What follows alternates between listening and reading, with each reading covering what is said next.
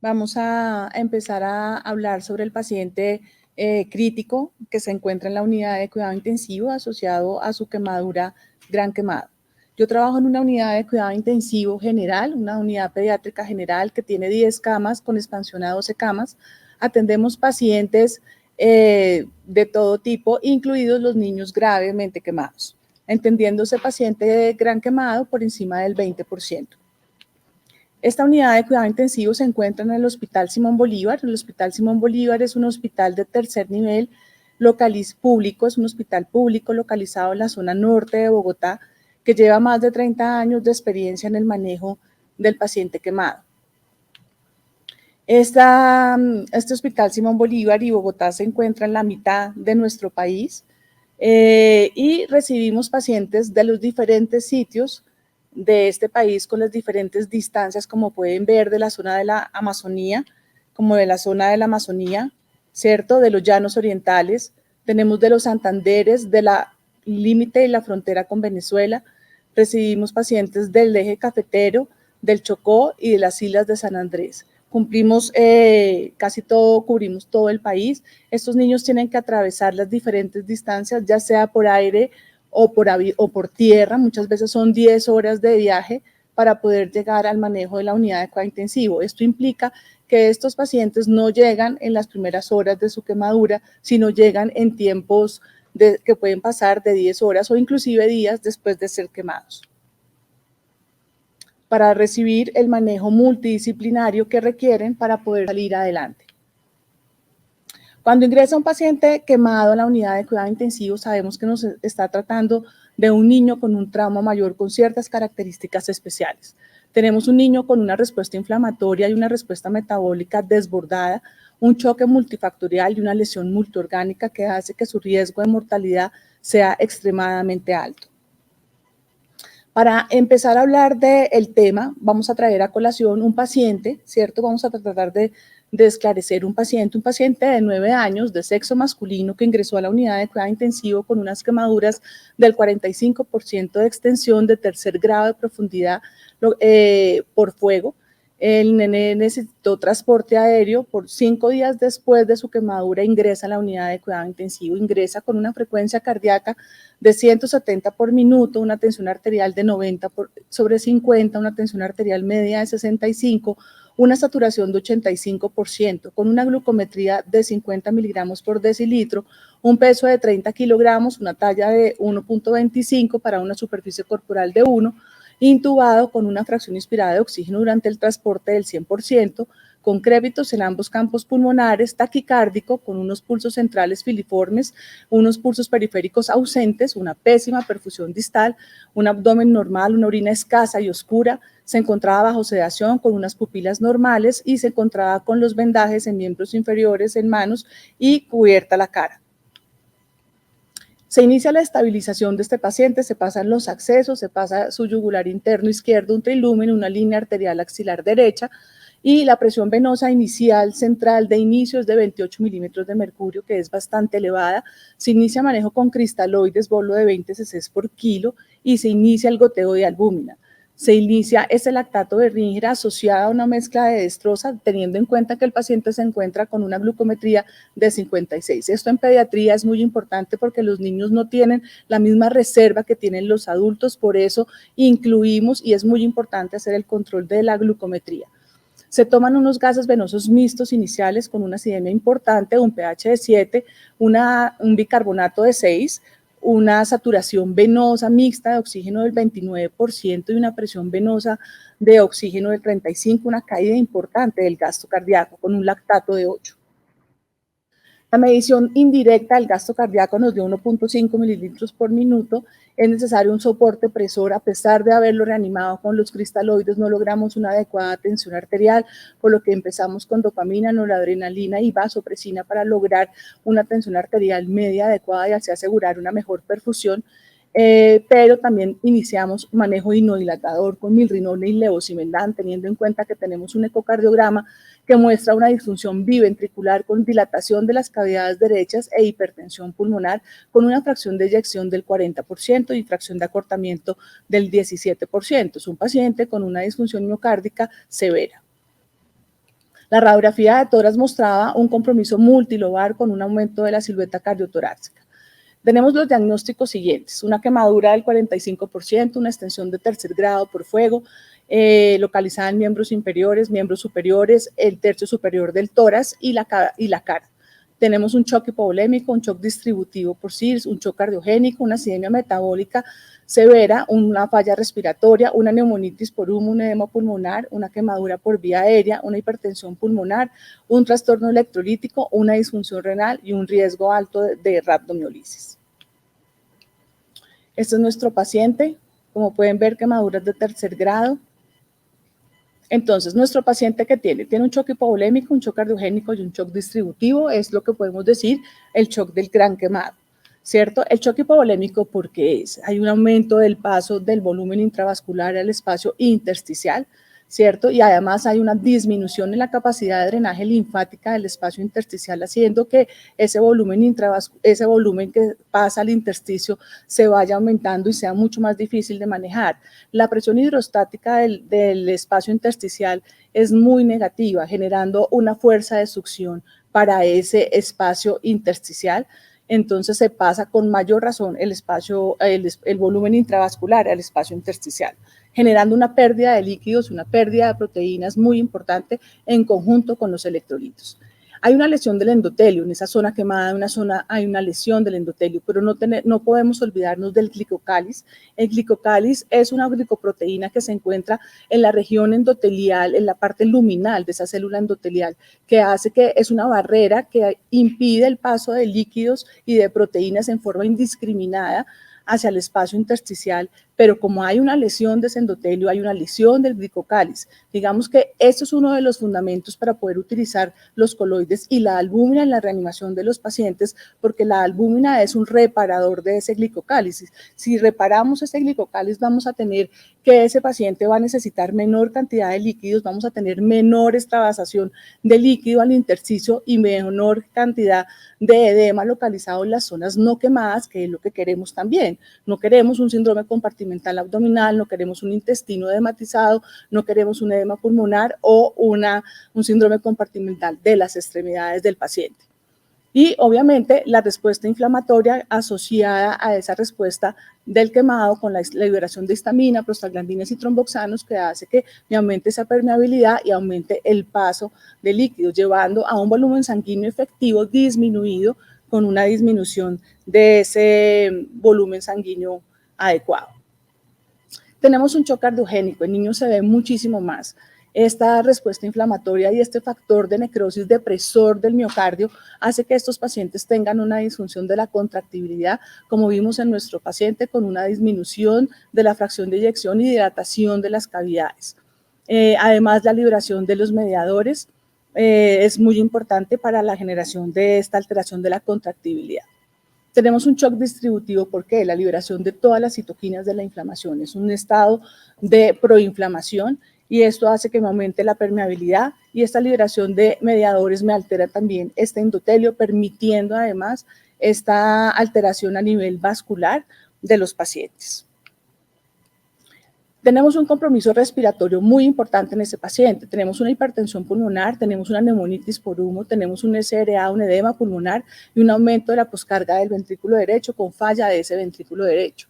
¿Por qué tenemos eso? La lesión por humo caliente y la injuria por humo caliente produce un edema de la vía aérea superior, un edema de la vía aérea inferior y alteración a nivel del parénquima.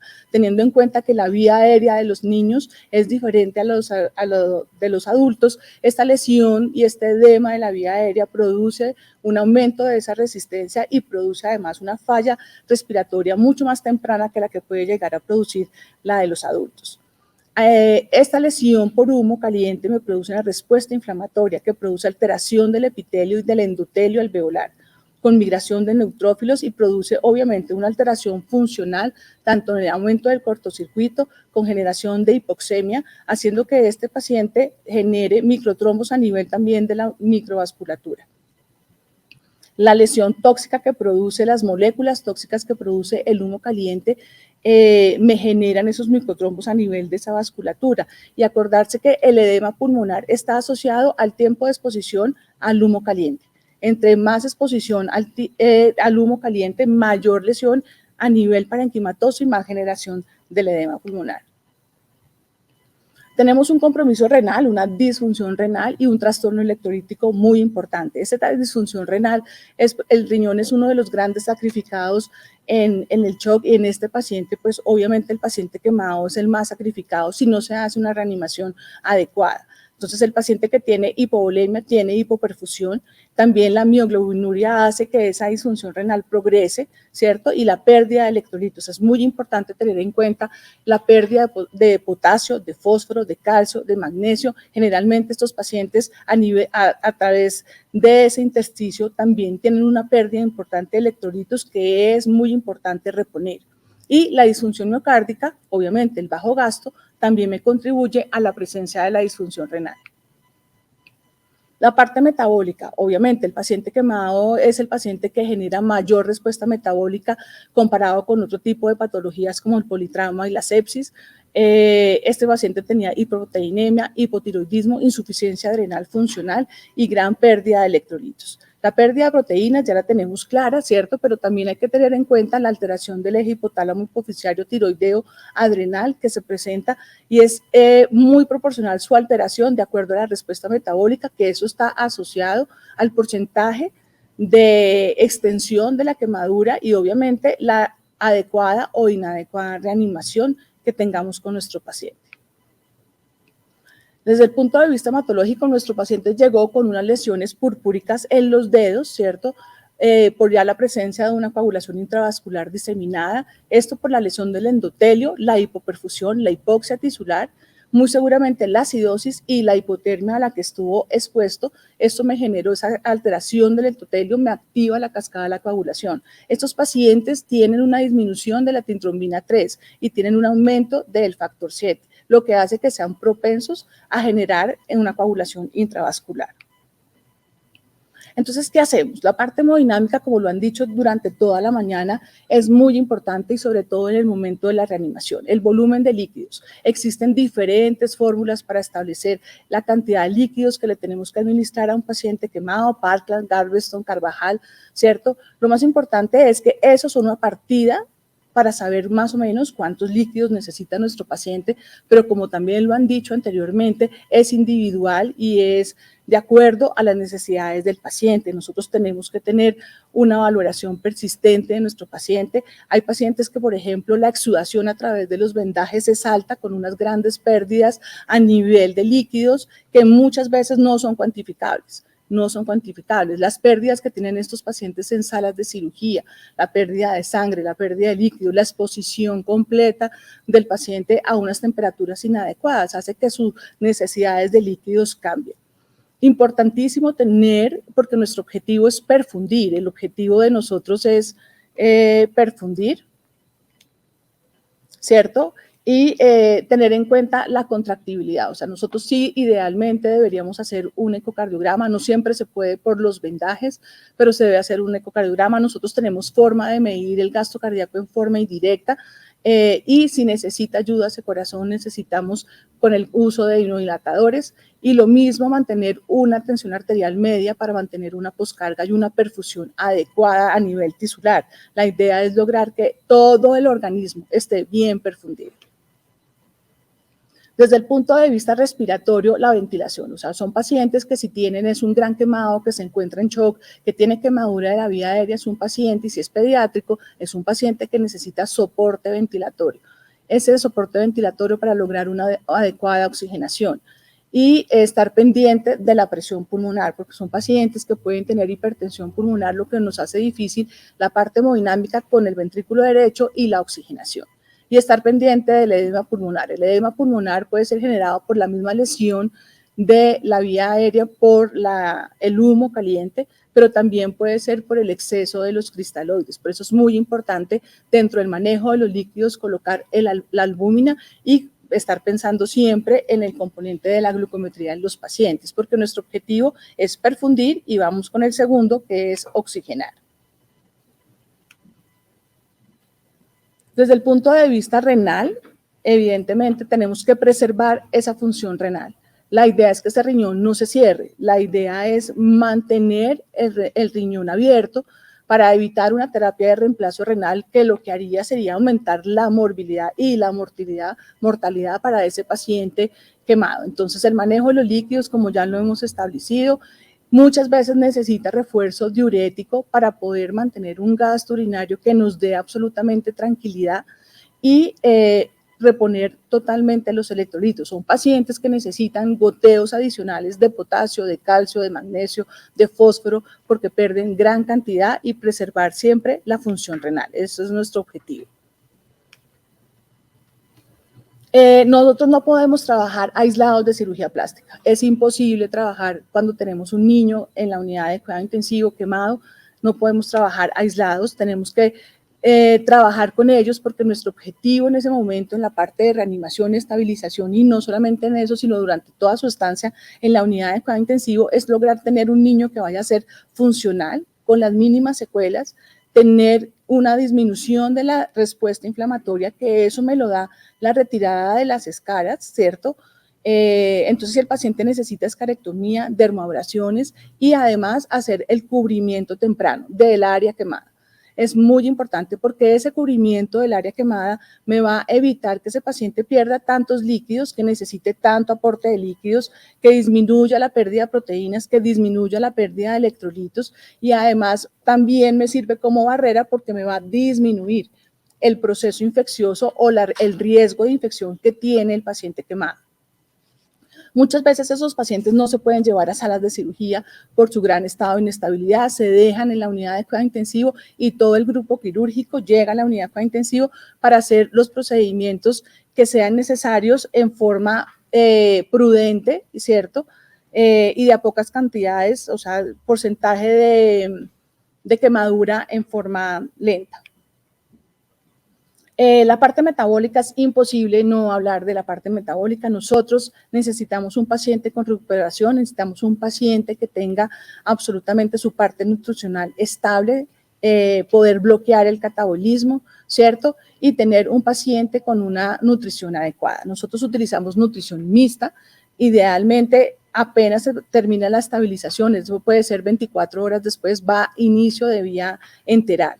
La vía enteral es muy importante, obviamente preservamos la función del intestino y evitamos la translocación bacteriana, pero esos pacientes generalmente no toleran a veces grandes cantidades de nutrición enteral, no la toleran precisamente porque tienen hilio, tienen trastornos electrolíticos, tienen edema también a nivel intestinal, entonces esa tolerancia es muy fluctuante y además van a cirugía bastantes veces, lo que implica suspender la vía oral. Por eso nosotros necesitamos un aporte nutricional básico que haga que mi paciente tenga el aporte necesario de calorías, y por eso utilizamos una nutrición mixta con nutrición parenteral y nutrición enteral.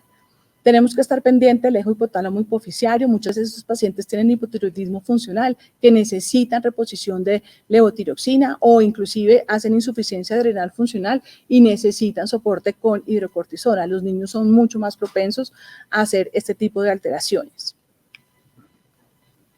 La parte neurológica, obviamente nosotros queremos un paciente quemado sin dolor. O sea, es una de los objetivos y es una de las prioridades de nosotros, ¿cierto? Un paciente tranquilo.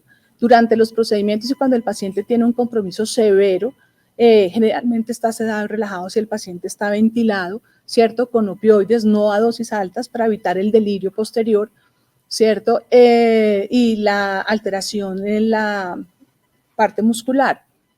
Manejamos el dolor por horario, utilizamos varios analgésicos y es por horario, y también manejamos la ansiedad. Es muy importante el trabajo que se hace con psicología y con psiquiatría, porque no solamente hay que trabajar con los niños, sino también hay que trabajar con la familia. Sobre todo en pediatría, los papás a veces tienen una carga adicional de culpa, aparte del estrés que tienen por su niño quemado y que se encuentra en una unidad intensiva con riesgo de muerte.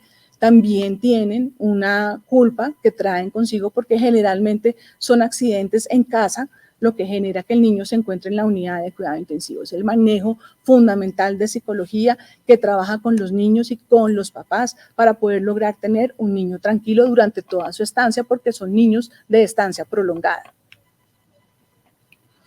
En definitiva, tenemos que trabajar en equipo, o sea, no podemos trabajar aislados. El paciente y su familia en la zona central, acompañados por la unidad de cuidado intensivo, por cirugía plástica, por psicología y psiquiatría, por terapia, tanto física, ocupacional y respiratoria, trabajo social y nutrición. No podemos trabajar aislados, tenemos que ser un equipo pensando siempre en el bienestar de nuestro paciente.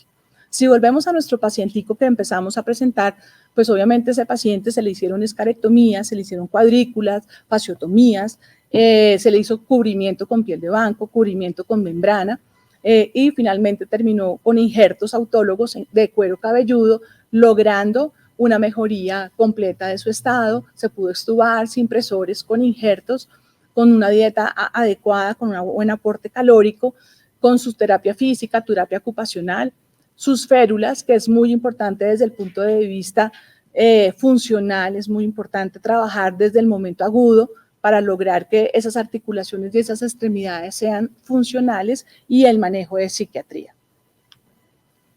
Dentro de los objetivos del tratamiento del niño quemado crítico tenemos controlar esa respuesta inflamatoria severa y disminuir el compromiso multiorgánico, estabilizar la perfusión y la oxigenación, manejar el dolor, manejar el tejido necrótico y el cubrimiento temprano. Eso es una de las prioridades.